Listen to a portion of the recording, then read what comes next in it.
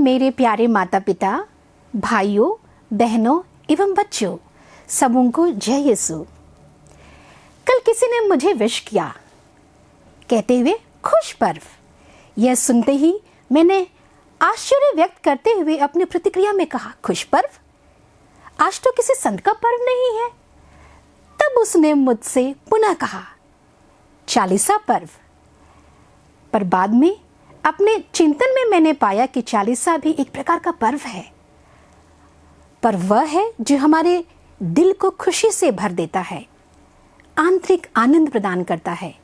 और चालीसा भी ऐसा ही है, जब हम अपनी आध्यात्मिक तैयारी में आंतरिक आनंद की अनुभूति करते हैं।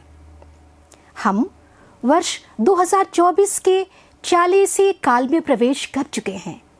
14 फरवरी 2024 को राख बुध के साथ इस पुण्य काल की शुरुआत हो चुकी है। इस दिन हम अपने माथे पर पवित्र राख के मलन द्वारा हमें जीवन की क्षण भंगुरता की याद दिलाई जाती है, यह कहते हुए कि हे मनुष्य, तुम मिट्टी है और मिट्टी में मिल जाएगा। साथ ही साथ हमें अपने पापों के लिए पश्चाताप करने और सुसमाचार में विश्वास करने की बात कही जाती है। मैंने अनुभव किया है, जब मैं सब्जी बागान और फुलवारी में काम करती हूँ, मिट्टी के साथ मेरा एक बहुत करीबी से संपर्क होता है। और आदिवासी होने के नाते माटी तो मेरी एक पहचान भी है, और संत अन्ना की एक भूमि पुत्री होने पर तो यह और भी सार्थक हो जाता है। कई बार मिट्टी मुझसे चिपकती है और मैं कुछ पलों के बाद उसे अपने शरीर से झाड़ कर अलग कर देती या धोकर बहा देती हूँ, पर यह मिट्टी है कि मेरा पीछा कभी नहीं छोड़ती है। इस जीवन के अंत में मुझे उसी में समाहित हो जाना पड़ेगा, क्योंकि मेरी सृष्टि भी तो इसी से हुई है। पर मेरे ख्रिस्तीय विश्वास के अनुसार यही अंत नहीं है। अपने कैथोलिक विश्वास के अनुसार हमारी आत्मा स्वर्ग में ईश्वरीय संगति प्राप्त करती है, यदि मेरे कर्म और जीवन अच्छे व पवित्र हों। इस वर्ष क्या ही इत्तेफाक और अर्थपूर्ण रहा कि प्यार के संत वैलेंटाइन को समर्पित दिन में अर्थात 14 फरवरी को चालीसा काल प्रारंभ हुआ। हम पूरे 40 दिन संपूर्ण मानव जाति के प्रेम के खातिर क्रूस पर अपनी जान देने वाले शख्स, हमारे प्यारे प्रभु यीशु मसीह के पवित्र दुख भोग और क्रूस मरण के रहस्यों पर चिंतन करते हैं, और उसके बाद उसके पुनरुत्थान के रहस्य में बड़े ही हर्षोल्लास के साथ सहभाग होते हैं। कभी कभी ऐसा लगता है मानो पूरी प्रकृति ही इस आध्यात्मिक तैयारी में हमारा साथ देती है। पत्तियों के गिरने के बाद पतझड़ के मौसम का आगमन, आहिस्ते आहिस्ते ठंड का कम होना और हमारे शरीर से ऊनी कपड़ों का कम होना। ऐसा लगता है मानो हम भी अपने पाप और अन्य आसक्तियों रूपी आवरण को धीरे धीरे उतारते हैं। पूरे पर्यावरण में नयापन आने लगता है। नई कोपलों का आना, फूलों का खिलना यह दर्शाता है मानो किसी बड़े कष्ट के बाद एक बड़ी खुशी आने वाली हो। वो पगली बसंती हवा भी हौले से हर प्राणी को खुश बहाल और उन्मादित कर देती है। मुझे अपने बचपन के दिन याद आते हैं, जब हम 40वें काल में अपनी आध्यात्मिक तैयारियां किया करते थे। राख बुध के बाद से ही घर के क्रूस कपड़े से ढक दिए जाते थे। सारी पवित्र तस्वीरें पलट दी जाती थीं। जिनके पास टेलीविज़न अथवा रेडियो होते थे, वे 40 दिनों तक बंद रहते थे। फिल्मी गाने गुनगुनाने पर बड़े बुजुर्गों द्वारा हमें टोका जाता था, मना किया जाता था। 40 दिन तक मांस, मछली, अंडे बंद। हर सप्ताह पाप स्वीकार करना, गांव और स्कूल में क्रूस रास्ते की एक बहुत अच्छी तैयारी करना, 40वें काल में आयोजित आध्यात्मिक साधना में भाग लेना, अलग अलग लोगों को क्रूस रास्ते के विभिन्न स्थानों को चलाने का अवसर देना इत्यादि। क्रूस रास्ता के समय गाए जाने वाले कुछ गाने अब भी मेरी आत्मा को छू जाती है, जैसे हो रे प्रभु यीशु, हो रे प्रभु यीशु, बड़ा भारी क्रूस सजे उठाए, प्रभु यीशु बड़ा भारी क्रूस सजे उठाए। देखा प्रभु यीशु क्रूस नीचे गिरा था।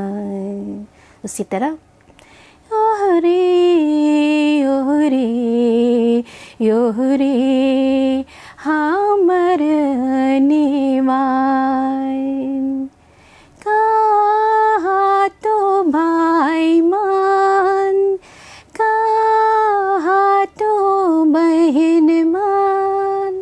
और वैसे ही क्रूस का वो गीत, ध्वनि तेरी सुनता हूँ और आता बिना भय, मैं खोजता त्राण स्लोह से, जो क्रूस से बैठा है।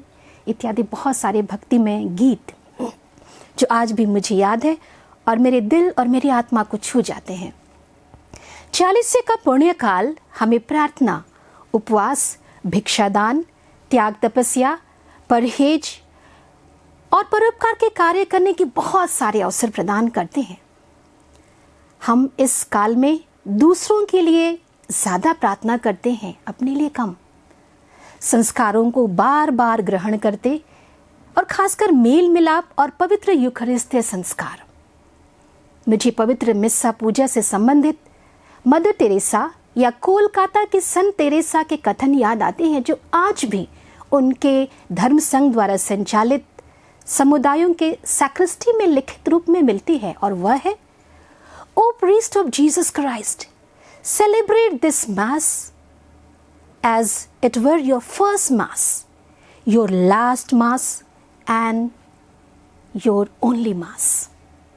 क्या ही दिल और आत्मा को छूने वाली बात है।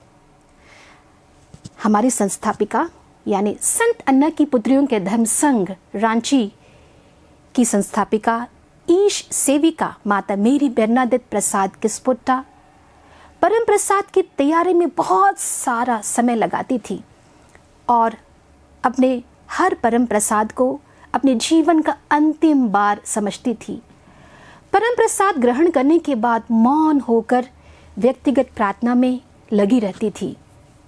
सिर्फ प्रभु और मैं वाला वो अंतरंग संबंध उनके जीवन में झलकता था। आजकल तो हम कई बार गाना ही गाते रह जाते हैं। इस प्रकार हम अपनी आत्मा की नीरवता का अनुभव थोड़ा कम कर पाते हैं। जरा सोचें कि हम किन किन चीज़ों से परहेज कर सकते हैं। वो हो सकते हैं हमारे mobile, internet, social media, television, bike, गाड़ी का अनावश्यक प्रयोग भी हो सकता है। आज पूरी दुनिया आर्टिफिशियल इंटेलिजेंस के इस्तेमाल से प्रभावित है। हमारी सृजनशीलता भी इसी प्रभाव के दायरे में आता है। चैट जीपीटी जैसी चीज़ें हमें आलसी भी बना रही हैं। कभी कभी हम धूम्रपान और नशापान की तरह इन सब की लत के भी शिकार हो जाते हैं। 40 के इस पावन काल में हम उपवास भी करते हैं। उपवास का शाब्दिक अर्थ होता है, उप का अर्थ है पास या नज़दीक और वास का मतलब है निवास करना अर्थात रहना। अर्थात उपवास हमें प्रभु ईश्वर के और करीब रहने का अवसर देता है। पवित्र बाइबल के पठन से हम ईश वचन रूपी भोजन ग्रहण कर मनुष्य केवल रोटी से ही नहीं जीता, वह ईश्वर के मुख से निकलने वाले हर एक शब्द से जीता है। और ऐसी ही शब्द जो हमें जीवन प्रदान करती है, और ऐसा बाइबल का कथन आज हम सबके लिए इस 40 काल में बिल्कुल सार्थक सिद्ध होता है। समय बहुत कीमती चीज़ है। आजकल बहुत सारे महंगे उपहार देने के काबिल हैं कई लोग, पर अपना मूल्यवान समय देना नहीं चाहते हैं। 24 घंटे में हम दूसरों एवं ज़रूरतमंदों के लिए कितना समय निकाल पाते हैं, यह इस अवधि में हम सब के लिए चिंतन का एक विषय है। ईयरफोन या ईयरपोड लगाकर कई बेकार चीज़ें सुनने के बजाय हम कुछ ऑनलाइन प्रवचन या धार्मिक गाने सुन सकते हैं। हम आशा की तीर्थयात्री हैं। हम अपने ख्रिस्तीय विश्वास को जीते हुए अपना जीवन प्रभुमय बनाएं। माँ मरियम जो यीशु की प्यारी माँ है और क्रूस रास्ता करने वाली पहली व्यक्ति हैं, दुखों की इस माता की मध्यस्थता से हम अपने जीवन में आने वाले विभिन्न प्रकार के क्रूस ढोने हेतु उनसे मदद मांगे।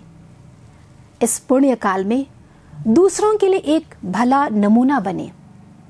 हम गर्व से कहें हम एक ख्रीस्तीय हैं, चाहे इसके लिए हमें कोई भी मुसीबत झेलनी पड़े। हम हमारे प्रभु यीशु के पद चिन्हों पर चलते रहेंगे। प्रभु यीशु और हम सब की माँ मरियम हमारे साथ हैं। अंत में सबों को 40 काल की बहुत सारी शुभकामनाएं। 40 की यह पुण्य अवधि हमें एक नया प्राणी बनाए, हमारा जीवन बदल दे इसी दुनिया में। आइए हम सब मिलकर 40 काल की इस आध्यात्मिक यात्रा या तैयारी को सार्थक और फलप्रद बनाएं। धन्यवाद।